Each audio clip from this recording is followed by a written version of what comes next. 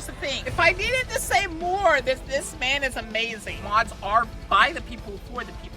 Literally. If that is a part of your strategy, you can't monetize it. The reason Oblivion did so good, the reason Skyrim did so good, the reason Baldur's Gate did so good is because it was not monetized in the public. People will be inspired by them, people will love them, people will identify with them. You attacking it is attacking their love for your product. You are sabotaging yourself. But do I want to?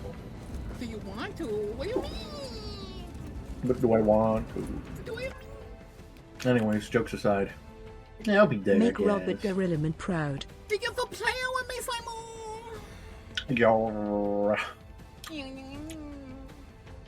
See you next week. See you next week. Alright, guys. We're gonna do reacts in a little bit. Ooh, Stealth sent us a nice one. Look, I don't want to shock you too much, but today we're talking about corporate greed. What's fun though is it's not the usual kind of corporate greed. It is all about modding. Yeah, I've heard that there's not a way to mod the new Oblivion, which will instantly kill it, by the way. It'll be good for a month, then it'll die, and then it will never come back, and the original Oblivion will constantly stay in the 20,000s. How modding is becoming big business. And of course, like all good stories, it's got a bit of a villain, and that villain is Wizards of the Coast. They've done an amazing job of ingratiating themselves to people, even though they've had so many wins, like with Baldur's Gate. Though, obviously, that being really good is kind of Larian's fault. That's so Larian. good on them. And they're involved in this story because we've also got words of wisdom from the boss of Larian, Sven, on mods and fan games. And the quote from him is, "They shouldn't be treated like commercial ventures that infringe." If I needed to say more, this man is amazing. He is. Hi, cute Boka. Not cute. Sven is literally what they should be thinking. Is saying what they literally should be like understanding. It's not a no. Commercials value companies should just freaking ignore them. Because you should be glad that someone's modding your game. That means that there's a like a cult following of your game. That means that there's an audience. And there will continue to be an audience after you leave the game. That's a good thing. You trying to monetize it is sabotaging yourself. You don't deserve any of the money from it. I'm sorry. Just the modders. Infringe on your property. Of course, a lot of people, including the people he had ended up partnering with to get Baldur's Gate, don't necessarily agree, because they think... Because they're freaking idiots. And here's the thing that's been established. Not one person in these companies, these companies that have been kind of corrupt recently. Take Riot, for example. I'm going to actually watch a video in a second about that.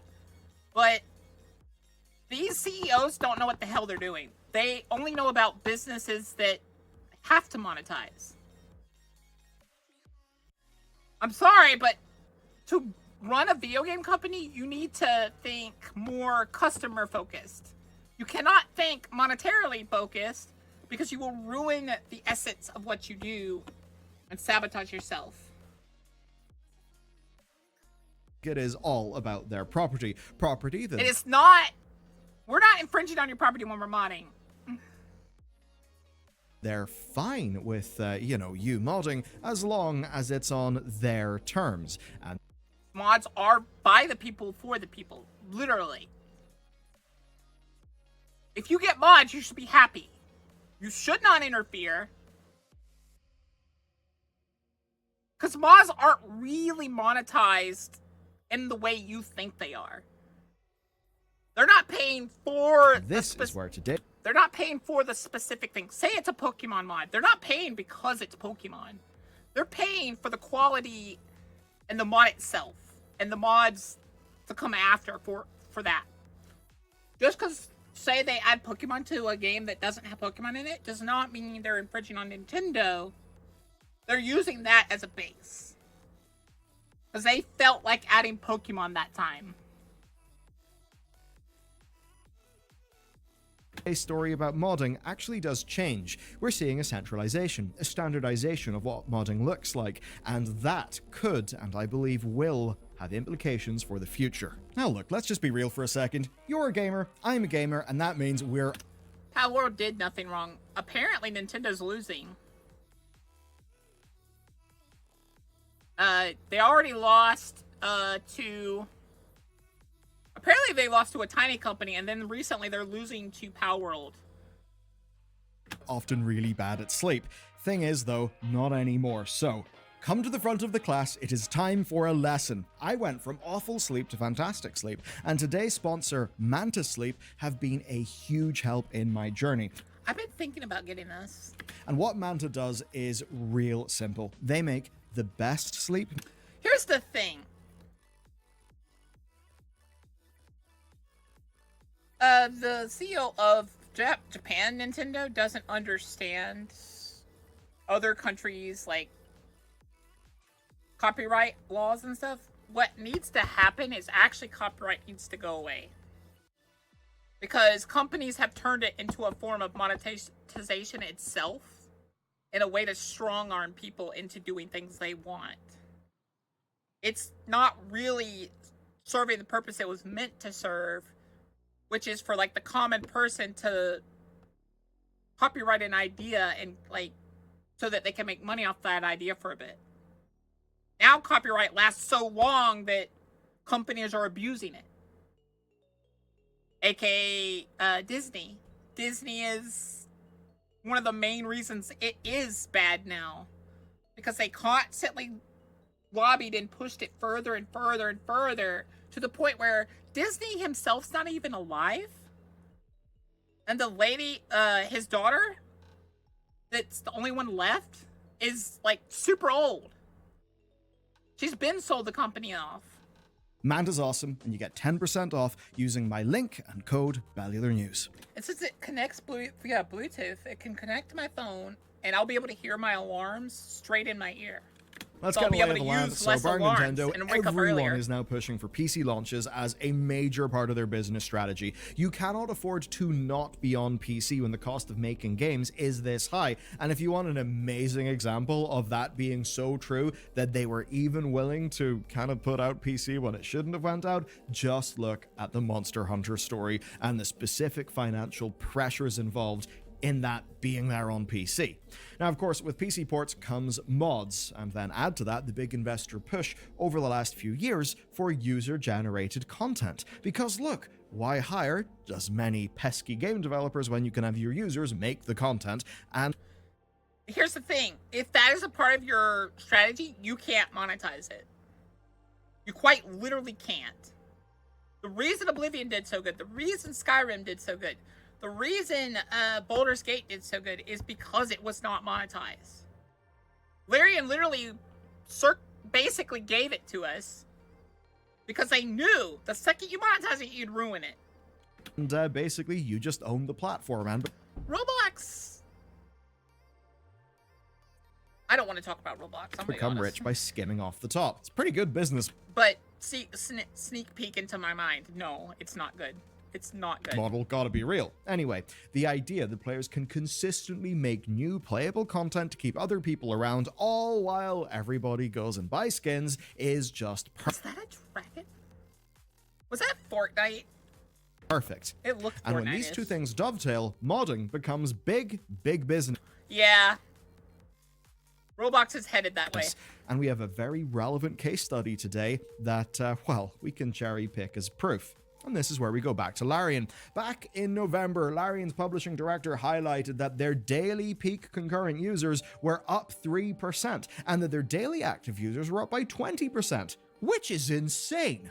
Look how long ago that game came out. I mean, it's pretty new, but you get my point. And when he shared those numbers, he said, quote, "Mods are good." Yes, mods really did help Baldur's Gate 3. Its built-in mod system, honestly, is amazing. It is the dream for most companies. And here's why. It's internally moderated. It's cross-platform, meaning that console players... And what's hilarious is, you know some of those mods that got kicked off of Nexus? They're on the Larian thing and they haven't been kicked off. Little weird, huh? on, Nexus. Can use it, and it clearly works for both the company and users. That's really good, but it's entirely internal. The culture around modding, though, is a little bit different. It's a lot harder for business stakeholders to navigate the culture of modding. And, well, we found that out because of Larian's partner, Wizards of the Coast. They're not happy. What you're about to see is an absolute abhorrent travesty. It is war against the bottom. Wizards attacking the Terraria mod is the definition of these companies are not your friends. That mod would not have been uncopyright strike if Finn didn't basically say, hey, I wasn't against this. We shouldn't be against this. This must be a mistake. He knew it wasn't a mistake, but he took the route where he basically said, this is totally a mistake, and if Wizards knows about this, they would reverse this. He gave Wizards an out, because he knew if he didn't, they would double down. But he gave them an out, be like, hey, this is totally a mistake. I'm sure this is an oversight. And Wizards was like, oh yes, it was an oversight. We didn't actually DMCA this. It's Baldur's Village. It's quite lovely. It's a mod that adds the cast of Baldur's Gate 3 to Stardew Valley, which I'm probably gonna play. And it's impressive. It adds new quest lines, romances, loads of things. People can fulfill their happily ever afters for all of those characters that they love. Well, until a DMCA warning and Nexus Mods noted that the mod was suspended and under review. Now, this was because of Wizards of the Coast. They issued that DMCA takedown, and because Wizards of the Coast is not a very well-regarded company, which is honestly impressive to me, well, the DMCA generated quite a bit of attention, especially because the mod is free, even if the devs do have a Patreon, and no business-unfriendly content. Yeah, that's what I'm saying. That's what I've been trying to say, and I said with the Nintendo example. They're not paying for Baldur's Gate. They just happen to have a mod that's Baldur's Gate. It's because they enjoy Baldur's Gate, and they're like, let me do something to show how much I love it. You attacking it is attacking their love for your product. You are sabotaging yourself. You are stabbing yourself, because now you're making more and more people hate you and not want to deal with you. That's where Blizzard's is, and that's where Nintendo's headed. Like, Nintendo's been headed there for a while, but now they really heaved off some people with the Switch prices and stuff. And basically saying, yeah, we don't care about the people that can't afford our stuff. We're gonna keep increasing the prices.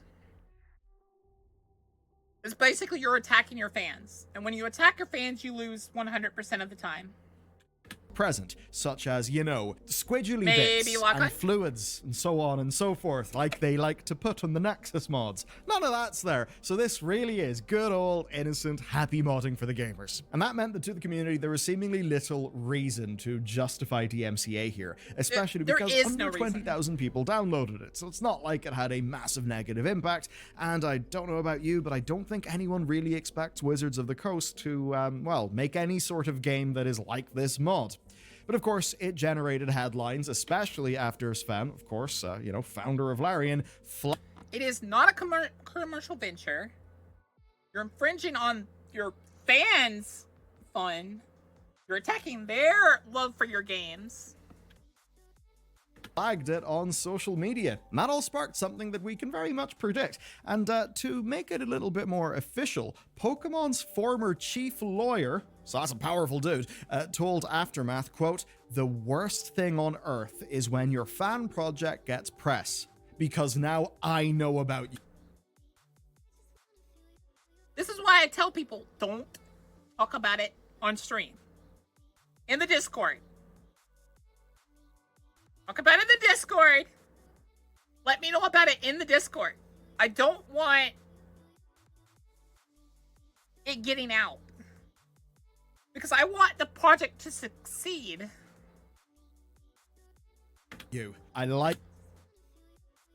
I've been having a problem trying to find uranium again. Because it gets attacked every time it pops up. His vibes. That's threatening. That's kind of badass. Anyway, it seems then that some lawyers noticed IP infringement being highlighted, and they decided that they would go and earn their retainer fee. That's the problem with these lawyers. These lawyers don't know what the hell they're doing. They're supposed to be there to protect us from the companies. That's literally what you sign up for when you become a lawyer. That's one of the, like, little, like, I swear to uphold things. Like, you have to swear in and stuff. You're literally breaking that. And then this, unless Wizards tells you to, stay the hell away. Because it is not infringement, it's a mod. It just happens to have one of your brands. They are not monetizing off of you. They are monetizing their work. Which they very much did. Like, quite literally, they stole nothing except for the characters themselves. And that's not even stealing. It's Baldur's Gate. Now, were these lawyers working for Wizards of the Coast directly? Yes, and there's a... you know what's hilarious about that? When Wizards tried to change the game license, you know what they did? They opened up the floodgate. Every time I log on to Kickstarters to see if there's anything new, there is like 20 or 30 new D&D modules, books, and things. There's even a big one right now that's literally open source 5e. And it's succeeded. If you go there right now and back it, you can get the book that literally, it's 5e open source. It's completely rewritten 5e, upgraded a little bit so it's better than the 6.0 that they're trying to sell. And it's free. They've promised yours. They're not going to copyright anything in the book. Or were they working for a third party? Were they just Well, they copyrighted the book, but they've made it where it's open source. Those questions are irrelevant because Wizards gave a statement to PC Gamer. Here's the statement. The Baldur's Village DMCA takedown was issued mistakenly. We are sorry about that. We are in the process of fixing that now so fans and the Stardew community... What's hilarious here is the Stardew community is so big that that's probably why they had to let it go. Because so many people were probably down their necks. Like, what the hell? Leave it alone. ...can continue to enjoy this great mod. And then Sven gave them an out. Because he didn't say they did this on purpose or anything. He was like... Which does sound all pretty good, right? And it all illustrates, right, this tricky little position that the various stakeholders are in for these big games. Mods are a desirable part of the push for user-generated content to extend game longevity. We've literally seen that in Baldur's Gate 3, and it's not just speculation, it is said by their publishing director. But it comes at the cost of giving up control over your product and risking your IP. It's not risking your IP. I don't understand why he says this. The idea is... I guess what he means to say is, like, it's risking it running away from you. Like, you not being able to monetize it any further. But the idea is you can. You can make a product better and put out that new, better product with mod capabilities, and that product will do really good. It's quite literally how it worked with Oblivion to Skyrim. Like, say what you want about how bad they released those games and then the states they're in. Sorry. But that's quite literally what it is.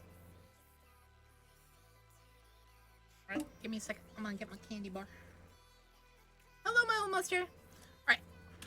And that is a culture shock to some. This culture shock is happening more and more. For some publishers and devs, giving up control is hard, and certain games simply will not be able to accept it. And there can be very obvious business model reasons. Marvel Rivals banned modded skins as soon as Season 1 started in January. Obviously, they had to protect their entire cosmetic economy as well as their competitive integrity, right? So you can see why they would do that, but on the other side of the spectrum, we've got, well, every time a new multiplayer game like, say, Repo or Lethal Company launches, it's almost no time until we get the mods that do end up increasing player counts, modifying models, doing all of those things. Like that crazy thing for Lethal Company that added in like a whole system where the voice chat of your teammates would basically be gobbled up by the mod, and spooky creatures would be talking with the voices of your friends.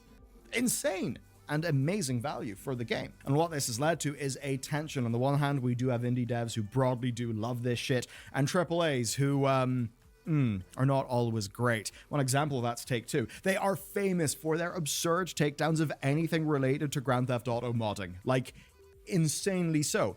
And that's in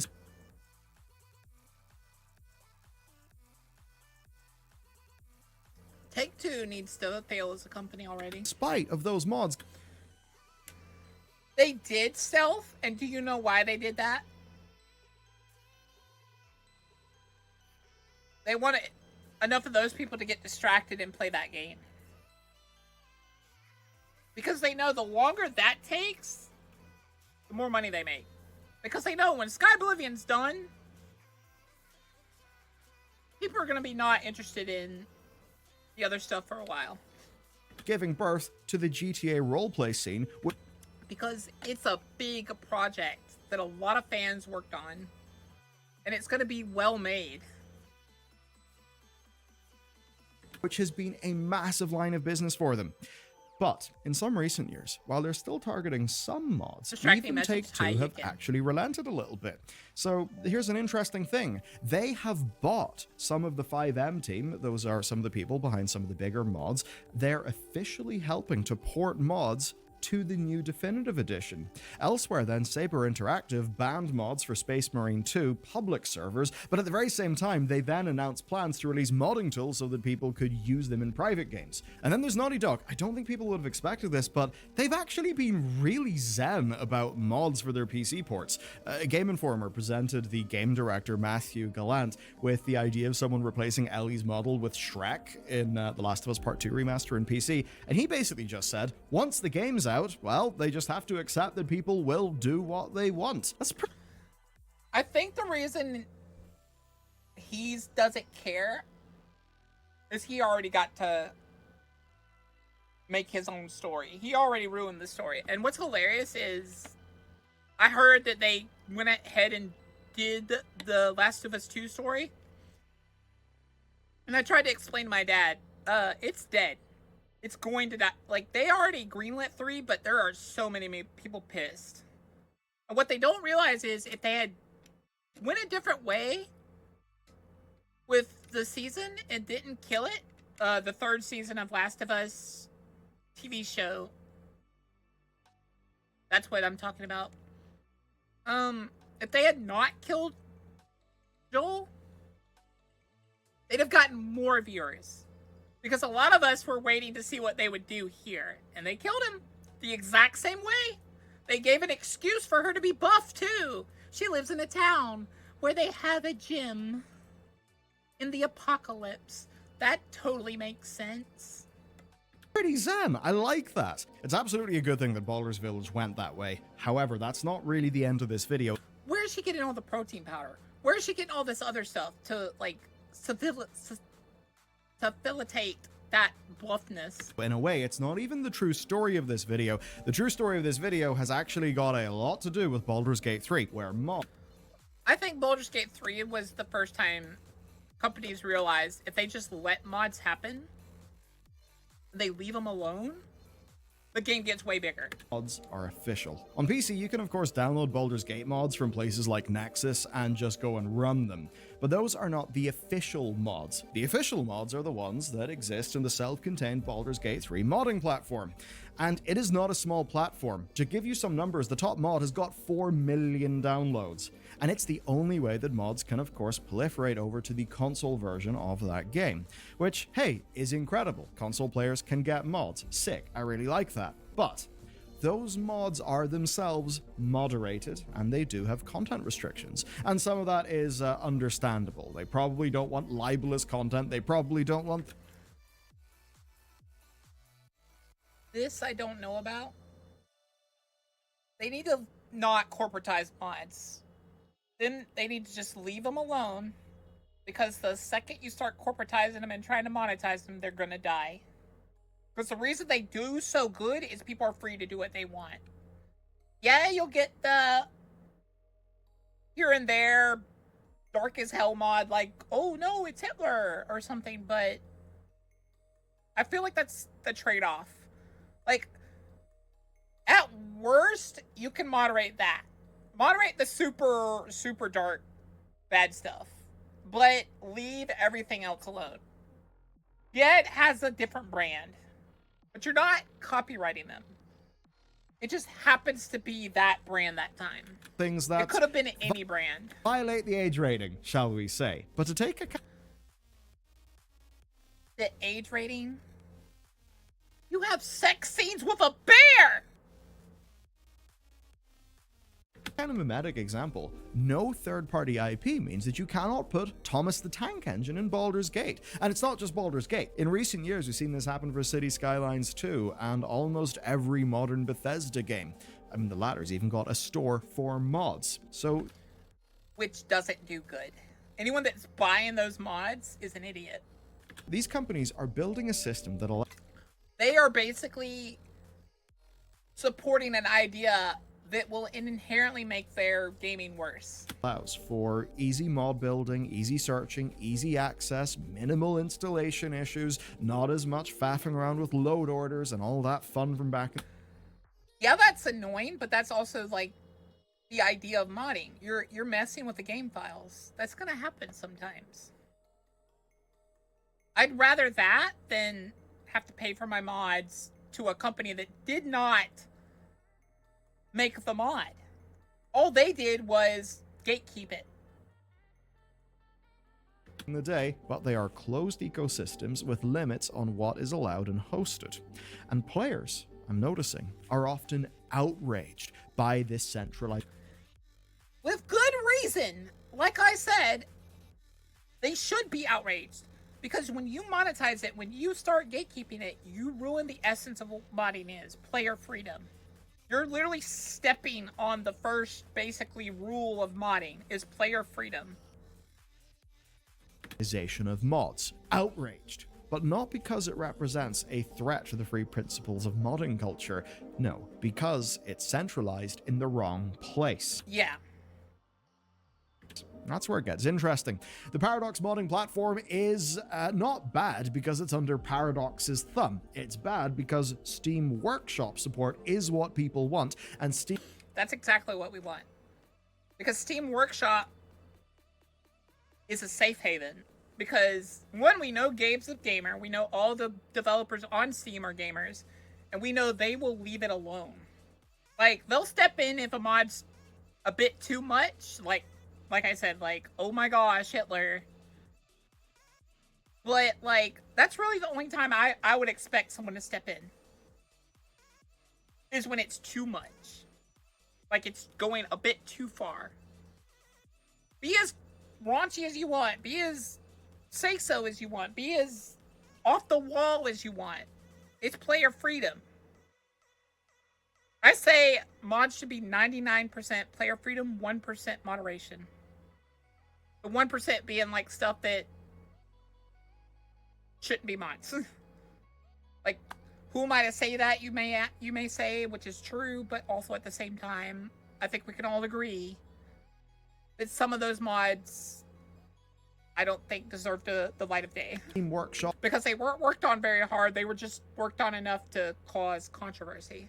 Is modding for a huge number of players. And here's where we get to a central tension. The moderation, the rules, the third-party IP things, those, well, they're not really supposed to be there in the Steam Workshop, right? Many of those same rules exist for Steam Workshop, but they're basically not enforced, or at least they're nowhere near as enforced as they are on those centralized per-game modding platforms. So, this is where it's interesting. It's a great thing that people can access mods, especially in consoles, but we need to remember why these modding platforms are being made. It all goes back to the tension this video started with. Companies want player-created content for their games, but they want to monetize it. You can't monetize it. You can have it in your game, Just give the modders the tools. Because it's way easier for them if you give them the tools. They can do it without the tools, but you have a less chance of getting mods. But if you just give them the tools, your game will skyrocket to popularity. And then you can monetize, like, I think it's fair to lock off skins if your game, that's how your game, like, monetizes itself. But you can't, I don't think you're allowed to lock off anything else. Like, mods are player freedom for a reason. That's how we still get cheat codes in games now. That's how we get to run around as Thomas the Tank Engine. Like I'll keep saying, player freedom is the first and foremost rule of modding. They are happy to support that content because what it basically means is their games last longer. You don't get both. You don't get to monetize and get your game to last longer. They last longer, they're played by more people, so whenever they have a DLC or cosmetics, there are more people around to actually buy them. That's obviously good for the companies. What people don't realize, and here's the reason why I say it has to be player freedom and stuff. If it's not player freedom, 99 out of 100 companies will not try their hardest when they're making mods and making DLC and stuff. They'll just make a DLC, lock some good stuff behind it, but try very little or not at all. And then, like, they'll use that as an excuse to lock off mods that do something better in that area. We're happy to support that, but there are limits in what those companies... They will basically... Because there's not devs and CEO positions in these big companies. They are not your friend anymore. They are there for money, and that's it. They're public. Larian's not public.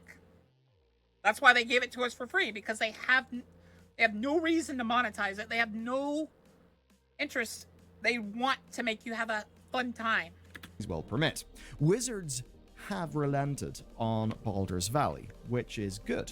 But it does open the door, them doing that, for people to put characters, right, fan favorite characters, on any mod going forward, because they can see that Wizards made this call. And so for Wizards, they may have dodged a short-term thing here, but they also might have set a precedent that will lead to people putting their characters into mods in a way that they do not like, meaning...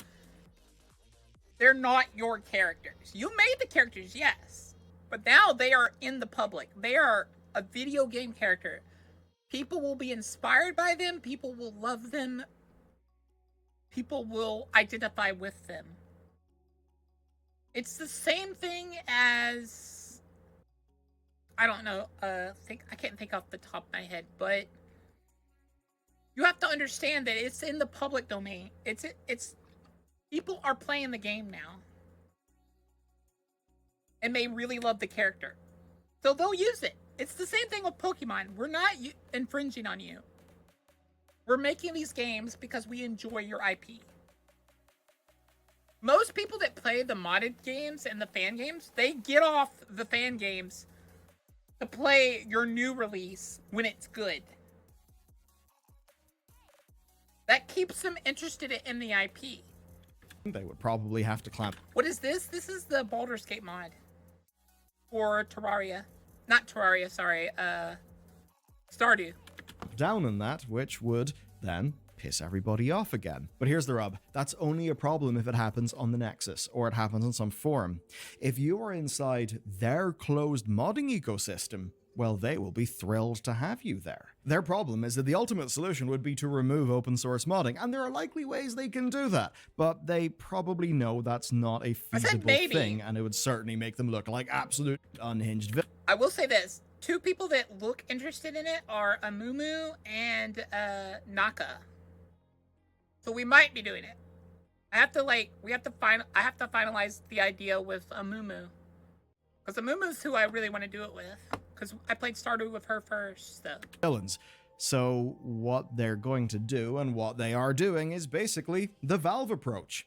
And that is to give people an easy, simple solution that is convenient. Because Steam has got loads of DRM, loads of things that if they crop up on Epic or any other storefront, people are absolutely goddamn irate. And this might be weird, it might sound weird to some people who have only grown up knowing Steam.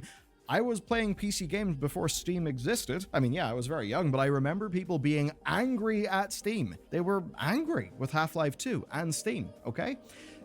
But what happened with Steam is it ended up being such a good service that people accepted those downsides. We're going to see that happen more and more with mods. The overt plan, if you're one of these companies, is to build out your own little fiefdom of user-generated content, which is absolutely amazing because you just conscript legions of people who are throwing their passion into it. It all goes into your closed little garden that will go across all your different platforms. You will juice up your player numbers. That will be really good for you. So it's worth us kind of remembering exactly who ultimately benefits from this shift in how modding Companies. We need to stop it right there. works, from being completely open to happening on strange little fiefdoms that exist within games. If I was to place bets, I would say there will be a lot of drama from this tension moving into the future, and at least one way in which there will be drama is this is going to have to come back to monetization. I told you, they're gonna try to force it onto monetization. You allowing them to do this, you supporting this particularly, this Curation Club thing, it ain't helping the modders. I don't think some modders even understand this. The second this gets more acceptable, modders lose all control. They'll have to appeal to those companies, and they'll have to get their mod approved by these companies. Even after you worked really hard on it, you'll have to get approved. And even then, they're going to take the lion's share of the monetization. Well, at first they won't. They may take 10%. They shouldn't be taking any percent. Because they don't deserve it. It's not their creation, it's your creation. Bethesda are already doing that. Minecraft, as an example, is already doing that. Minecraft is doing it because they want to monetize Minecraft. What's hilarious is the creator of Minecraft is making a new Minecraft. Because he's tired of their crap. So there's already people that are going against them. But the idea is you need to ignore them. Don't give them your money. Don't give them the light of day, because this is going to be their way into the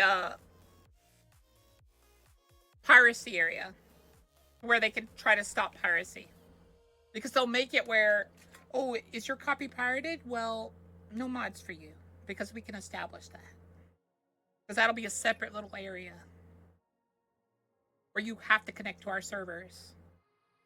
Oh, and you have to pay us money to get the mod that used to be free, that you used to support the modder themselves to get or to use. Why is it not? That's what a lot of modders I know have told me. They don't want this to happen. Not being done for City Skylines. Because that's what Creation Club does. It takes some of their money. Like, they could get supported directly and give the mod for free. And, like, people would come to them in droves and support them to see other mods. Or they can get a tiny bit of money, and a few thousand will get your mod. That's it. Oh, and be aware, if your mod isn't good, you'll get even less money, because people won't download it for that money. Because they'll start thinking of it in monetization ideas. They'll be like, do I want this silly little mod for $4 that does nothing really except for make my face giant? No. Your little silly mods aren't going to get anything. Only the super big, like, heavy duty mods are going to get any attention. And you know how many of those there are. for Baldur's You know how much work goes into those, and those will get significantly less money. Gate, for any of the countless games that are going to have systems like this. That's what I would expect. So, beyond... This is... Like, you need to stop it. Don't support it, is what I say. Alright, where's the other one I was gonna...